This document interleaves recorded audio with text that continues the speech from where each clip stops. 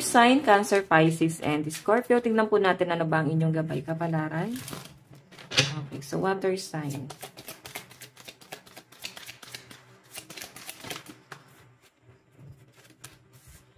Five of Wands.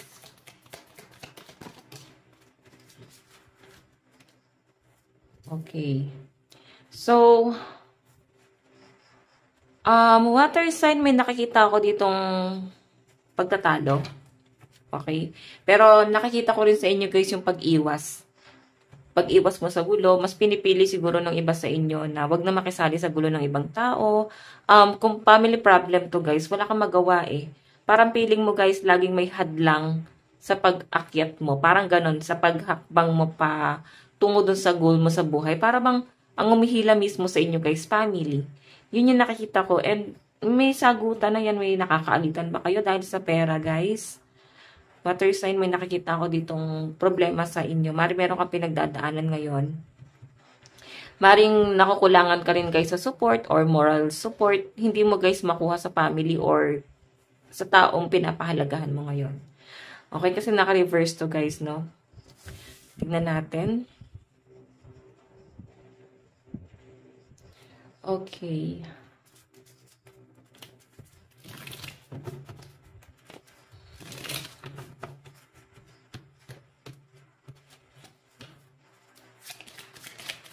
Water sign, Cancer, Pisces, Scorpio, Wheel of Fortune.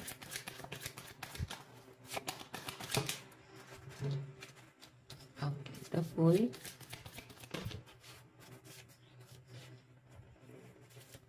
So guys, may nakikita ko dito na maaring may nagdidikta rin sa mga dapat mong gawin sa buhay. Ayaw mo rin kasi guys ng ganun eh, yung parang sinasabihan ka tapos yun nagsasabi sa inyo or nagpapayo sa inyo guys. Hindi naman niya guys may tama yung buhay niya.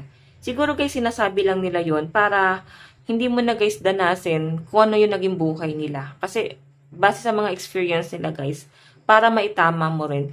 Ayan, yun lang kasi guys ang pangit din, no? Minsan ang hirap guys sumunod talaga, no? Sumunod dun sa mga taong nagpapayo sa atin. Tapos buhay nila hindi nila may tama. So, minsan kasi guys, balansehin nyo, no? Buhay nila hindi nila may tama. Pero kung nag-a-advise sila sa inyo guys, maaari kasi water sign na nakakitaan ka nila guys ng potential na ikaw kaya mo pang baguhin yung buhay mo. Okay?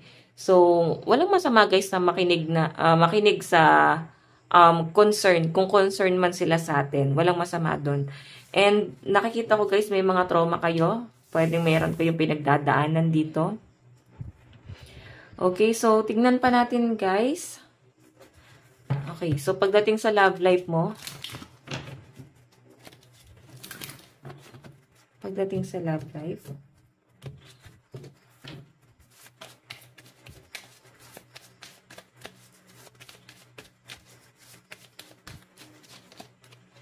reveal what need to be seen. So, actually, guys, may ano na kayo, duda na kayo, na may alam na kayo, may nabalitaan na kayo, or alam nyo na, guys, yung galaw ng person mo. Kung may love life yung iba sa inyo. Alam nyo na, guys, yung ginagawa nila. Pero, hindi naman sa tinotolerate, pero ayaw nyo na lang siguro, guys, pagsabihan. Okay? Pagod na siguro kayo, guys, na baguhin itong taong to, no? So, may nakikita rin ako dito, guys, maaaring kung single na kayo ng person mo, pwedeng neto lang guys, no? Neto lang mga nakaraan or kailan lang meron ka guys na balitaan tungkol sa kanya, sa ginagawa niya sa inyo. Pwedeng may betrayal, pwedeng hindi siya guys naging tapat sa inyo at nalaman nyo guys yung totoo. Okay? So, yung iba naman dito guys na nahimik na lang eh. Ayan po yung pinapakita. Okay, so pagdating sa kaperahan, meron tayong attune to the divine. Okay, so water sign, ayan po, ang sinasabi rito, ba kailangan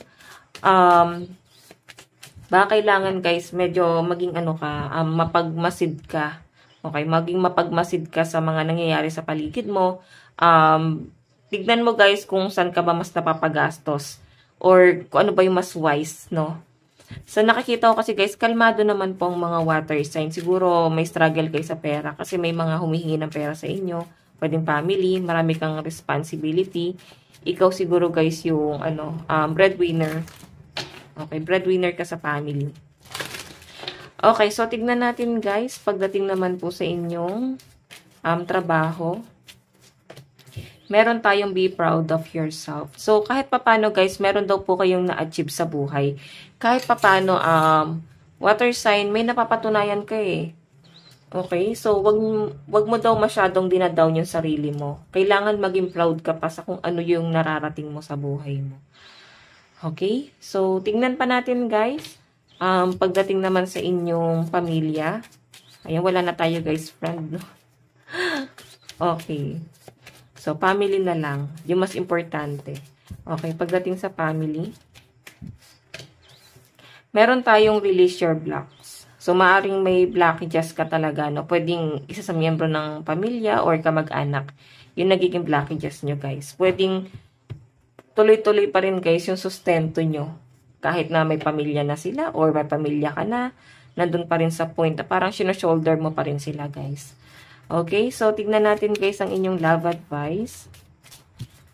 Meron tayong you deserve love. Okay.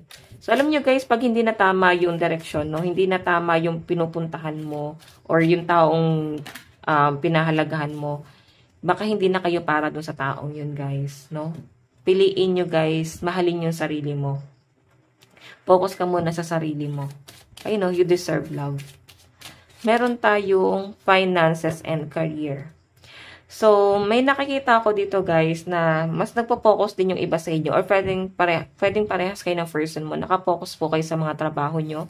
Parehas kayo guys goal-oriented.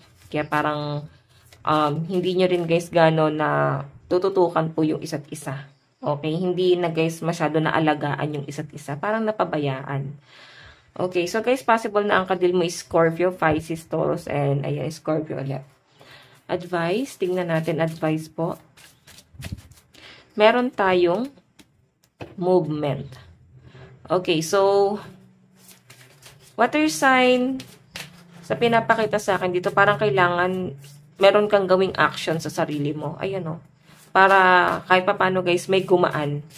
Okay, ano ba yung dapat mong gawin guys para makapagpagaan sa pakiramdam mo? So, yun yung gawin mo. Okay, so guys, ang lucky number mo is 36 and 11. Ito lang naman ang inyong reading. Maraming salamat po. Bye-bye!